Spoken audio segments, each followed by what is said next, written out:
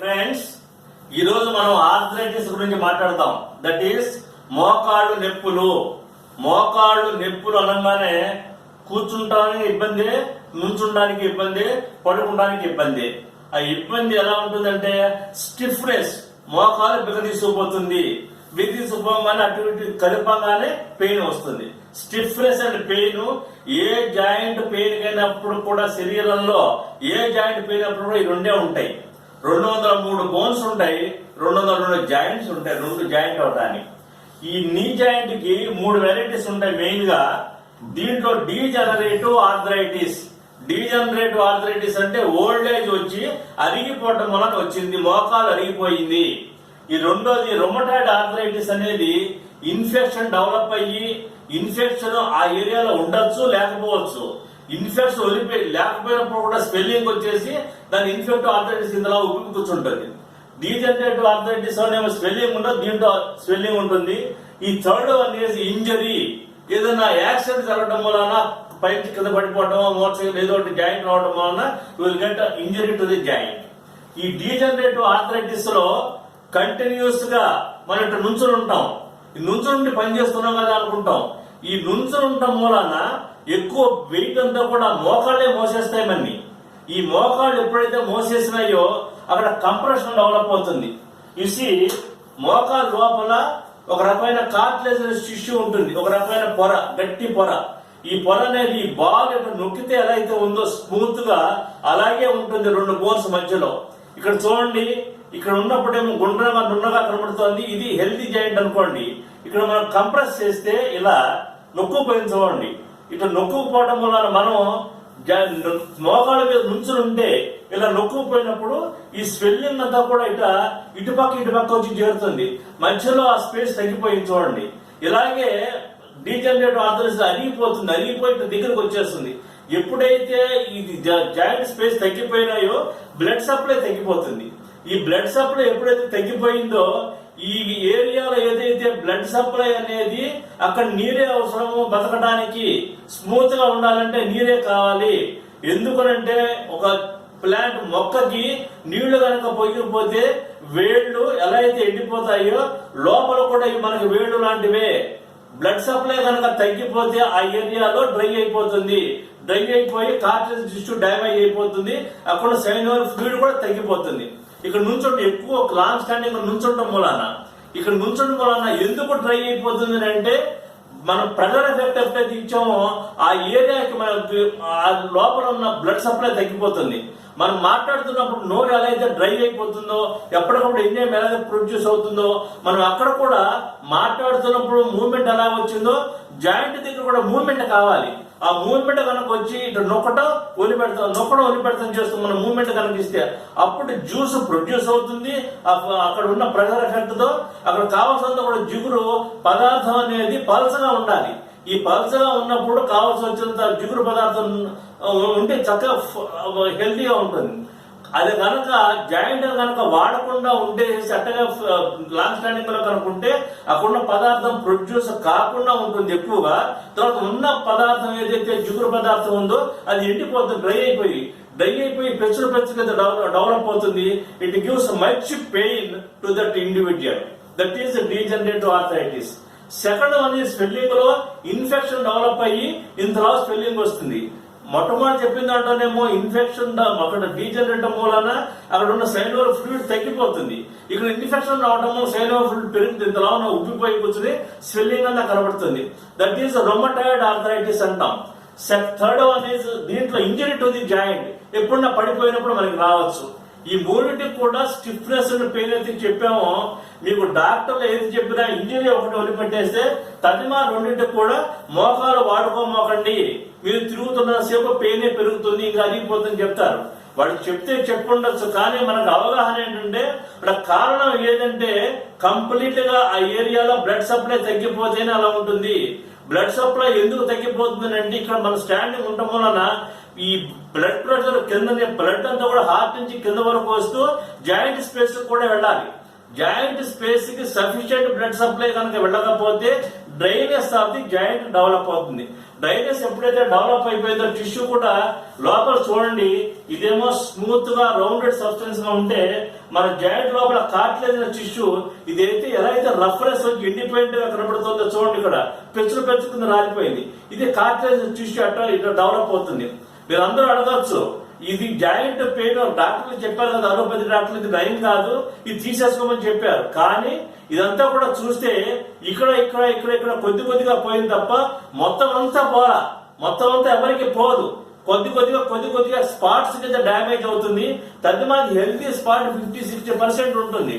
మనం కనుక మెడిసిన్స్ కనుక హోమియోపతి మందు కనుక వాడితే ఈ టిష్యూస్ ఏదైతే డ్యామేజ్ అయిపోయినాయో ఆ డ్యామేజ్ అయిన దానికి ప్రొటెక్షన్ కోసం మనం కనుక మందులు వాడితే కంప్లీట్ గా ఈ ఉన్న ఏదైతే హెల్తీగా ఉందో కార్టిలేజ్ టిష్యూ హెల్తీ దాన్ని స్టిమ్యులేట్ చేసుకుంటాం వలన మళ్ళీ అక్కడ కార్టిలేజ్ టిష్యూ అక్కడ ఫార్మేషన్ అవుతుంది, ఎక్కువ జ్యూస్ ప్రొడ్యూస్ అవుతుంది. అప్పుడు ఇదంతా కూడా మన లైఫ్ టర్మ్ జాగ్రత్తగా వాడుకోవడానికి ఎవ్రీ పాసిబిలిటీ ఇస్ దేర్. దీనికి మీరు చేయవలసింది ఏంటంటే డీజనరేటివ్ ఆర్థరైటిస్ కానీ ఇది కానీ వచ్చినప్పుడు కదలికలు కావాలి. మన బాడీ వెయిట్ 80 kgs ఉంటుంది, 90, 100 ఉంటుంది. ఇదంతా కూడా వెయిట్ బేరింగ్ జాయింట్స్, మోకాలు మన బరువంతా మోస్తోంది. దానికి మనం చేయవలసింది ఏంటంటే ఈ కదలకుండా కూర్చోండి అని చెప్పినప్పుడు కదలకుండా కూర్చోకూడదు. మన ఇంట్లో వాడుతున్న తలుపులు కూడా వస్తువులు కూడా 4 రోజులు వాడకుండా ఉంటే అది ఎలా అయితే తుప్పు పట్టేసినట్టుగా ఉంటాయో మన మోకాళ్ళు కూడా తుప్పులు పట్టేస్తాయి. అలా చేయకుండా దానికి కారణం బ్లడ్ సప్లై తగ్గిపోయింది. బ్లడ్ సప్లై పెరగాలి అంటే ఖచ్చితంగా మన ఫిజికల్ మూవ్మెంట్ ఇవ్వాలి. మనం కూర్చున్నప్పుడు జాయింట్ కూర్చున్న మోకాళ్ళని ఇటు ముందుకి వెనక్కి ఊపండి. కూర్చొని ఉన్నప్పుడు మన బాడీ అంతా కూడా మోకాళ్ళ మీద పడదు, అందువల్ల ఫ్రీ మూవ్మెంట్ వస్తుంది. ఎంతసేపు కూర్చొని ఇట్లా మూవ్మెంట్ ఇచ్చుకుంటూ ఉండమే. రెండోది లైన్ పొజిషన్, ఇలా పడుకున్నప్పుడు చిన్న పిల్లలు ఎలా అయితే కాళ్ళు చేతులు ఎలా అయితే కొట్టుకుంటారో మీరు కూడా ఫిజికల్ మూవ్మెంట్ ఇవ్వండి. రోజు వాకింగ్ 45-50 నిమిషాలు ఎలా అయితే వెళితే బాగుంటుంది అనుకుంటున్నామో నడవకపోయినా మీ ఫిజికల్ మూవ్మెంట్ కనుక జాగ్రత్తగా మూవ్మెంట్ కనుక ఇచ్చుకుంటే అక్కడ కావాల్సిన బ్లడ్ సప్లై ప్రొడ్యూస్ అవుతుంది. బ్లడ్ సప్లై ఎప్పుడైతే ప్రొడ్యూస్ అయిందో ఈ బ్లడ్ సప్లైలోనే బ్లడ్ లోనే కావలసిన టిష్యూ ఏదైతే కొత్తగా టిష్యూ ఫార్మేషన్ అవ్వాలనుకున్నామో అక్కడ సెల్స్ అన్ని కూడా ఈ బ్లడ్ లోంచి కావాల్సిన పదార్థం అంతా కూడా అక్కడ వెళుతుంది. కాల్షియం, మెగ్నీషియం, జింక్, ఫాస్ఫరస్ అన్ని కూడా అక్కడికి వెళ్ళి ఇక్కడ కొత్త టిష్యూ ఫార్మేషన్ అవుతుంది. అందులో ఫిజికల్ మూవ్మెంట్ అనేది చాలా మస్ట్. రెండోది మీరు చేసినప్పుడు కూడా వైల్ స్టాండింగ్, కొంతమంది ఆఫీస్ లో వచ్చేసరికి కార్డు వెనక్కి మడుచుకుంటూ అలవాటు ఉంటుంది, లేదా బిజినెస్ చేసేవాళ్ళు కార్డు ఫోల్డింగ్ చేసి కూర్చుంటారు. ఇవన్నీ కూడా ఎక్కడైతే ఫోల్డింగ్ చేశారో కంప్రెషన్ అంది బ్లడ్ వెసల్స్ అంటే థై ఆర్ డీ జాయింట్. ఎక్కువసేపు కూర్చున్నారు, ఇక్కడ థై దగ్గర పట్టేసినట్టుగా ఉంటుంది, బ్లడ్ సప్లై తగ్గిపోతుంది. నుంచున్నారు, బ్లడ్ సప్లై తగ్గిపోతుంది. ఏదైతే కంటిన్యూస్ ఫ్రిక్షన్ డెవలప్ అయిందో ఆ ఏరియాలో బ్లడ్ సప్లై తగ్గిపోవటం వలన ఎండిపోయి అక్కడ టిష్యూ డ్యామేజ్ అవుతుంది. సో దట్ మీరు చేయాల్సిన పని వాటర్ ఎక్కువ తీసుకోవాలి. వాటర్ ఎక్కువ తీసుకుంటూ కంప్లీట్ గా ప్రపోర్షనల్ ఫుడ్ తీసుకుంటూ మీ ఫిజికల్ మూవ్మెంట్ పెంచుకోండి. రెండోది ఈ వెయిట్ బేరింగ్ జాయింట్స్ అనగానే మన వెయిట్ 70 kg ఉండవలసింది 90 kg ఉంటే 90 kgలో 70 kg తొందరగా రాలేరు. కానీ డైట్ రెస్ట్రిక్ట్ చేసుకోండి. ఈ diet restrict of intake of salt, first pickles మానేసేయండి, సాల్ట్ తగ్గించండి. రోజు వ్యాయామం చేస్తేనే బాడీ కూడా తగ్గుతుంది. బాడీ కనుక తగ్గాలనుకుని వ్యాయామం చేయకుండా ఉంటే ఇంకా బాడీ పెరుగుతుంది. చాలా మంది ఏం చేస్తారు, ఫుడ్ మానేస్తారు. ఫుడ్ మానేసేస్తే ఒళ్ళు పెరుగుతుంది తప్ప తగ్గదు. కారణం ఏంటంటే ఫుడ్ 500 గ్రాములు తీసుకోవాల్సిన 100 గ్రాములు తీసుకున్నాము. శరీరానికి 500 గ్రాములు ఉండవలసిన చోట 100 గ్రాములే తీసుకుంటే రేపు పొద్దున ఈ మనిషి తింటుందో తినదో అని చెప్పనుకుని ఈ 100 గ్రాముల ఫుడ్ ఎనర్జీ కూడా ఎనర్జీ ఖర్చు పెట్టకుండా బర్న్ కాకుండా అక్కడ స్టోరేజ్ లోకి వెళ్ళిపోతుంది. ఎప్పటికప్పుడు పుట్టింగ్ ఆఫ్ మోర్ వెయిట్ ఉంటుంది తప్ప మీకు తగ్గదు. ప్రపోర్షనేట్ గా సఫిషియెంట్ ఫుడ్ తీసుకొని కంప్లీట్ గా it to give your physical movements in total. నొప్పి ఉందని మానద్దు, నొప్పి ఉంటుంది. ఉన్నప్పుడు కూడా తిరుగుతూ ఉంటే కొన్ని రోజులకి కొన్ని వారాలకి నొప్పి నిదానం గ్రాడ్యువల్ గా తగ్గుతుంది కానీ ఎక్కువ పెరగదు. ఓకే, మెడిసిన్స్ కూడా దీంట్లో హోమియోపతి మెడిసిన్స్ ఎందుకు వాడుకోవాలని చెప్పారంటే దాంట్లో ఉన్నవన్నీ కూడా ఇంగ్లీష్ మందుల్లో పెయిన్ కిల్లర్స్. పెయిన్ కిల్లర్స్ ఎప్పుడైతే ఇచ్చారో పెయిన్ చంపేస్తుంది తప్ప అక్కడ ప్రాబ్లం రెక్టిఫై చేయదు. రెండోది అక్కడి నుంచి మన మెడిసిన్స్ వాడటం వలన ఏదైతే రిస్ట్రిక్ట్ అయినాయో బ్లడ్ సప్లై కంటిన్యూస్ గా వచ్చి అక్కడ హోమియోపతి మెడిసిన్ బ్రహ్మాండంగా పనిచేసి మీకు ఈ డీజనరేటివ్ ఆర్థరైటిస్ కానీ రొమటాయిడ్ ఆర్థరైటిస్ కానీ ఇన్ టోటల్ రెక్టిఫై అవుతుంది. నియర్లీ 90% రెక్టిఫై అయిపోతుంది. 90% అంతా మీరు హెల్తీగా ఉన్నట్టే. దిస్ ఇస్ జాయింట్, మామూలు నార్మల్ జాయింట్. ఈ బ్లూ కలర్ లో ఉన్నదంతా కూడా లోపల సైనోయిల్ ఫ్లూయిడ్ జిగురు పదార్థం ఉంటుంది. ఇదిగోండి ఈ లైట్ ఎల్లో కలర్ ఉన్నది, ఈ బ్లూ కలర్ ఉన్నది కార్టిలేజస్ టిష్యూ. ఇది బోను, ఇది బోను. ఇది కనుక ఎక్కువ ఫ్రిక్షన్ కనుక గురి అయితే ఇది వచ్చి దీని మీద కూర్చుంటుంది. దీనికి ఇక్కడ గ్యాప్ అది కూడా తగ్గిపోతుంది. ఇక్కడ చూడండి, ఇది ఏమో నార్మల్ గా ఉన్న జాయింట్, ఈ పక్కనేమో సైనోయిల్ ఫ్లూయిడ్ ఉంది. ఇక్కడ ఈ జిగురు పదార్థం సైనోయిల్ ఫ్లూయిడ్ అంటే జిగురు పదార్థమే. ఇక్కడ చూడండి, ఇక్కడ జిగురు పదార్థం అంతా కూడా పక్కకు వచ్చేసింది. ఇందాక చూపించారు సారా, రబ్బర్ బెలూన్ ఇది పెట్టుకుని బాల్ పెట్టుకుని ఇది ఈ బోన్ వచ్చి ఈ బోన్ మీద కూర్చుంది. వచ్చి లోపల నర్వ్స్ అన్ని కూడా డ్యామేజ్ అయిపోయి నొక్కుడు పడి విపరీతంగా నొప్పి వస్తుంది. ఇది డీజనరేటివ్ అంటే ఓల్డ్ ఏజ్ ఆర్థరైటిస్ అంటాం. హియర్ ఈ జాయింట్ ఈ బోన్ దగ్గర పై బోన్ కింద బోన్ మధ్యలో చుట్టుపక్కలంతా కూడా వాటర్ లాగా ఉంది. స్వెల్లింగ్ ఇక్కడేమో స్వెల్లింగ్ లేదు, ఇక్కడేమో స్వెల్లింగ్ అంతా జిగురు పదార్థం తగ్గిపోయింది. ఇక్కడ జిగురు పదార్థం అంతా పెరిగింది. చూడండి, ఈ పెరగడం వల్ల దీన్ని ఇన్ఫెక్టివ్ ఆర్థరైటిస్ అంటాం. ఇదేమో నార్మల్ ఆర్థరైటిస్, డీజనరేటివ్ ఆర్థరైటిస్. ఇదేమో స్వెల్లింగ్ ఉంటుంది. ఈ స్వెల్లింగ్ తగ్గిపోవాలి. స్వెల్లింగ్ తగ్గిపోయి లోపల ఇన్ఫెక్షన్ తగ్గితే ఇది it will be made all right. ఇక్కడ మటుకు బ్లడ్ సప్లై రావాలి ఎక్కువగా. బ్లడ్ సప్లై కనుక ఎక్కువగా కనుక వస్తే ఈ డీజనరేషన్ అంతా తగ్గిపోయి మళ్ళీ again regain of the old joint అని చెప్పి వస్తుంది. నార్మల్ జాయింట్ స్పేస్ ఈ బోన్కి మధ్యలో స్పేస్ ఉంది చూడండి. ఇదంతా కూడా టిష్యూ అంతా కూడా ఆక్యుపై చేస్తుంటుంది. ఇది కనుక ఎక్స్రే కనుక ఫిలిం చూస్తే ఈ గ్యాప్ శాంతం తగ్గిపోయింది. చూడండి, ఇక్కడ ఈ లాస్ ఆఫ్ జాయింట్ స్పేస్ అని రాస్తాడు. ఇది తగ్గిపోవడం వలన ఇక్కడ నుంచి నర్వ్స్ అని కూడా బయటకు వచ్చేసి అరిగిపోవడం వలన నర్వ్స్ బయటకు వచ్చేసి ఒక నరం మీద ఒక నరం రాసుకుపోయి they will get severe pain. ఇది కదిలేందుకు ఇక్కడేమో స్పేస్ కనుకుంటే మూవ్మెంట్ ఉంటుంది అటువైపు ఇటువైపు. దీంట్లో ఫిక్సేషన్ అయిపోవడం వలన మూవ్మెంట్ రెస్ట్రిక్ట్ అయిపోతుంది. So that restriction of movement అంటే మూవ్మెంట్ కదిలిక ఉండదు. జాయింట్ స్పేస్ లో రాగానే నొప్పి వచ్చేస్తుంది విపరీతంగా. దట్ ఈస్ ద ఈ జాయింట్ డిఫరెన్స్ ఈ సచ్.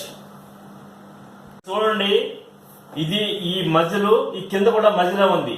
ఈ మజిల్ ని బోన్ అటాచ్ అవుతుంది, మళ్ళీ మజిల్ బోన్ అటాచ్ అవుతుంది. దీన్ని టెండాన్ అంటాం. ఈ బోన్ కి లోపల ఉన్న లోపల బోన్ ని అతికిచ్చేదాన్ని లెగమెంట్ అంటాం. లైగేట్ చేసేదాన్ని లెగమెంట్ అంటాం. ఇదేమో టెండాన్. ఇక్కడ ఏదైనా ఇంజరీ గనక మోకాలికి జరిగితే డైరెక్ట్ గా మనం ఫ్రాక్చర్ అనుకోవచ్చు, బోన్లు ఇరిగిపోయినాయి అని చెప్పి అంత బాధ అనిపిస్తుంది. ఎందుకంటే అక్కడ బోన్లు ఉన్నాయని సంగతి తెలుసు, మనకి ఎముకలు ఉన్నాయని చెప్పి. ఇక్కడ టెండాన్ ఇంజరీ జరగడం వల్ల ఇక్కడ కట్ అయిపోయింది. చూడండి, ఇదేమో డైరెక్ట్ గా ఇలా ఉండాలి, ఇక్కడ కట్ అయిపోయింది. రెండు కూడా ఈ రెండు కట్ అయిపోయి వెడల్పు వచ్చేసింది. ఇక్కడ దీనికి ఏం చేస్తాను, సివియర్ పెయిన్ ఉంటుంది. టెండాన్ కనుక కట్ అయిపోయి దీన్ని wear and tear of the ligament or tendon అంటాం దీన్ని. ఈ టెండాన్ కనుక కట్ అయిపోయినప్పుడు సర్జరీ చేస్తామని చెప్పి దీని కనుక ఆర్థోస్కోపీ కనుక చేసి చూపిస్తే ఇది ఈ రెండు కూడా సూచనగా వేయాలని చెప్పి అనుకుంటారు. ఇది సూచనగా వేయటం అనేది కుదరదు. ఏదైతే లోపల క్రోమిక్ క్యాటగర్ తో కట్ చేస్తారో ఈ రెండు జాయింట్ దగ్గరికి వచ్చి ఉంటుంది, అంతేగాని అతుక్కోదు.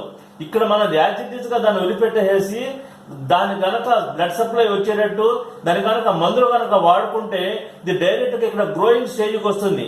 మన టిష్యూ ఎప్పుడైనా మనం కట్ చేసినప్పుడు రెండు జాయింట్ చేసి ఎప్పుడైతే వదిలిపెట్టేసామో మందులు వాడుకుంటూ ఈ రెండు కూడా జాయింట్ గా దాని అంతా ఇన్ గ్రోయింగ్ ఎపిథీలియం ఉంటాయి. ఇక్కడ ఈ ఎపిథీలియల్ లేయర్ అంతా కూడా టెండాన్ లో ఉండే లేయర్ అంతా కూడా ఇట్లా పెరిగి రెండు అతుక్కుపోతాయి. దీనికి ఆపరేషన్ మటుకు చేయకూడదు.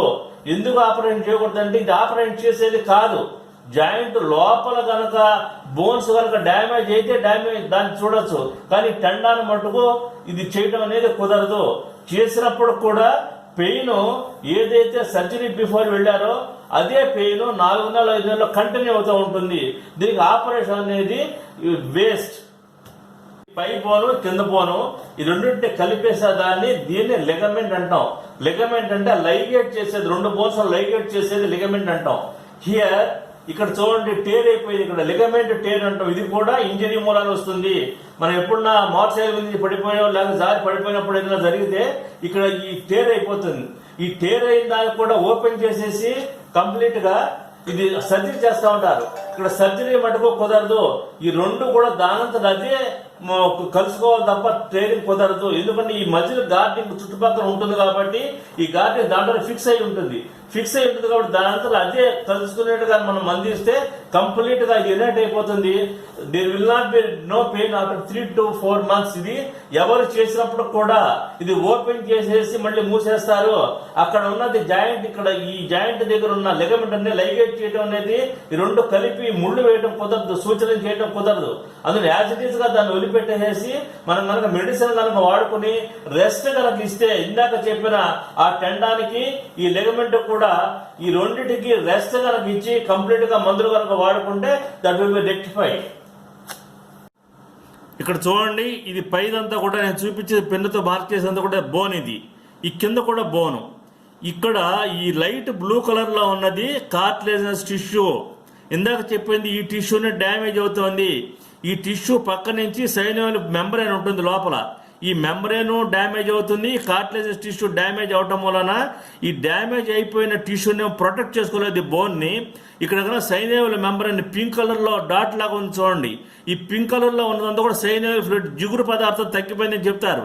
ఈ జిగురు పదార్థం ప్రొడ్యూస్ కావాలంటే ఇది డ్యామేజ్ కాకుండా సైనోవియల్ మెంబ్రేన్ ఒక పొరలాగా ఉంటుంది, పేపర్ లాగా. ఇది కనుక డ్యామేజ్ కాకుండా కనుక చూసుకుంటే కంప్లీట్ గా జ్యూస్ ఉండి కంప్లీట్ గా ప్రొటెక్ట్ ఆఫ్ ది జాయింట్ ఉంటుంది. ఇది కనుక డ్రై అయిపోతుంది డీజనరేటివ్ ఆర్థరైటిస్ లో. ఈ డ్రై అయిపోవడం వలన పైది కింద కొట్టుకుపోయి పెచ్చులు కింద రాలిపోతుంది. ఇది డీజనరేటివ్ ఆర్థరైటిస్. రెండోది ఇక్కడ స్వెల్లింగ్ వచ్చేస్తుంది కంప్లీట్. ఇదే ఫ్లూయిడ్ విపరీతంగా పెరుగుతుంది. ఈ సైనోవియల్ ఫ్లూయిడ్ తగ్గిపోతే డీజనరేటివ్ ఆర్థరైటిస్, ఓల్డేజ్ ఆర్థరైటిస్. ఇక్కడ కనుక ఫ్లూయిడ్ కనుక పెరిగిపోతే ఇన్ఫెక్టివ్ ఆర్థరైటిస్. ఇక్కడ కూడా ఈ సైనోవియల్ ఫ్లూయిడ్ విపరీతంగా ప్రొడ్యూస్ అయిపోతుంది. దీన్ని ఇన్ఫెక్టివ్ ఆర్థరైటిస్ అంటాం. చూడండి, ఇది ఒరిజినల్ గా జాయింట్, మామూలుగా హెల్తీ జాయింట్ ఇలా ఉంటుంది. ఈ పైన ఇది పెట్టెల్లా అని చెప్పి మోకాలు చెప్పంటాం దాన్ని, protect of the knee joint. ఇక్కడ చూడండి, ఇది ఒక టెండాను, ఇదొక టెండాను, ఇదొక టెండాను, ఇదొక టెండాను. ఇంజురీ కనుక జరిగితే, మోకాలుకి దెబ్బ కనుక తగిలితే ముందు డ్యామేజ్ ఇవే అవుతాయి. మోకాల్లో ఉన్న జాయింట్లో ఉన్న బోన్స్ కంటే కూడా ఈ టెండాన్సే డ్యామేజ్ అవుతాయి. ఈ టెండాన్స్ పడినప్పుడు ఏమవుతుంటే ఏ రాయి మీద ఏదైనా షార్ప్ ఎడ్జ్ కనుక తగిలితే ఇక్కడ ఇలా కట్ అయిపోతుంది, ఇక్కడ కట్ అయిపోవచ్చు, ఇక్కడ కట్ అయిపోవచ్చు. ఇది ఏది కూడా ఎక్స్రేలో కనపడదు, బోన్స్ ఒకటే కనపడతాయి తప్ప ఇక్కడ టెండాన్స్ చిట్లు పోయినప్పుడు ఎక్కడ కనపడదు. వాళ్ళకి డాక్టర్స్ కూడా కనపడదు. కానీ వీళ్ళందరూ ఏమనుకుంటారంటే లోపల బోనే టేర్ అయిందేమని అనుకుని ఓపెన్ చేసి దాన్ని చూడటం జరుగుతుంది. ఇది మటుకు జాగ్రత్తగా మనం కాపాడుకుంటే ఇవి ఎప్పటికప్పుడు ఇది ప్రొటెక్ట్ చేసుకోవాలి మనం. ఇది చాలా అవసరం. ఇది చూడండి, ఇదేమో డైరెక్ట్ గా ఉంది. ఇక్కడ సైడ్ ఎప్పుడు దెబ్బ తగిలినప్పుడు కూడా ఇక్కడ టెండాన్స్, ఈ టెండాన్సే డ్యామేజ్ అవుతాయి తప్ప మోకాలు చెప్ప లోపల బోన్ ఎక్కువగా డ్యామేజ్ కాదు. ఈ 3 డిజార్డర్స్ కూడా మనం హోమియోపతి మందు కనుక వాడుకుంటే ఖచ్చితంగా ఈ హోమియోపతి మందు చేసేది టోటల్ గా ఈ auto immune disorders, rheumatoid arthritis అని చెప్పాం. ఆటో ఇమ్యూన్ డిజార్డర్స్ కానీ, శరీరంలో శక్తి లేకపోవడం కానీ, శరీరంలో బాధ ఉన్నప్పుడు కూడా బాధను భరించే శక్తి కూడా శరీరానికి కావాలి. ఇవన్నీ రావాలి అనుకుంటే ఖచ్చితంగా హోమియోపతి మందు కనుక వాడుకుంటే మైండ్ పెయిన్ తగ్గుతుంది, రిలీఫ్ వస్తుంది. పెయిన్ కిల్లర్ కాదు, పెయిన్ రిలీఫ్ అనేది హోమియోపతిలో ఉంది, పెయిన్ కిల్లర్ అనేది అలోపతిలో ఉంది. పెయిన్ కిల్లరే కనుకైతే లోపల జబ్బు పెరుగుతూ మీకు పెయిన్ తాత్కాలికంగా తగ్గినట్టుగా ఉంటుంది. బట్ హోమియోపతి మందు కనుక అయితే పెయిన్ రిలీవర్, ఇది అంటే జబ్బు తగ్గితే రిలీఫ్ వస్తుంది. జబ్బు కనుక అక్కడే ఉంటే పెయిన్ ఎప్పుడు కంటిన్యూ అయితే టాబ్లెట్, అలోపతి టాబ్లెట్ వేయగానే ఒక 8 గంటలు పనిచేస్తే మళ్ళీ again shoot up of original pain. But అలా కాకుండా హోమియోపతి మందు కనుక క్వాలిఫైడ్ డాక్టర్ దగ్గర కనుక వాడుకుంటే ఖచ్చితంగా మీరు ఏదైతే ప్రాబ్లం తో సఫర్ అవుతున్నారో ఆ ప్రాబ్లం డెఫినెట్ గా రెక్టిఫై అవుతుంది. దీని మటుకు ఎక్సర్సైజ్ మటుకు ఇందాక చెప్పినట్టు చంటి పిల్లలు ఎలా అయితే ఇలా కొట్టుకుంటారో పడుకొని నేల మీద మంచం మీద పడకుండా కాళ్ళు చేతులు ఇట్లా ఆడించడం, చిన్నపిల్లలు కొట్టుకున్నప్పుడు కాళ్ళు చేతులు ఈ వ్యాయామం కనుక చేస్తే నడువు నొప్పులు ఉండవు, షోల్డర్ పెయిన్స్ ఉండవు, నెక్ పెయిన్స్ ఉండవు, కింద జాయింట్ పెయిన్స్ ఉండవు. ప్రతి జాయింట్ ఏదైతే మనం వాడుకుంటున్నామో ఆ జాయింట్ ఖచ్చితంగా కలపడం అనేది అలవాటు చేసుకోండి. Everything will be rectified. Okay, thank you.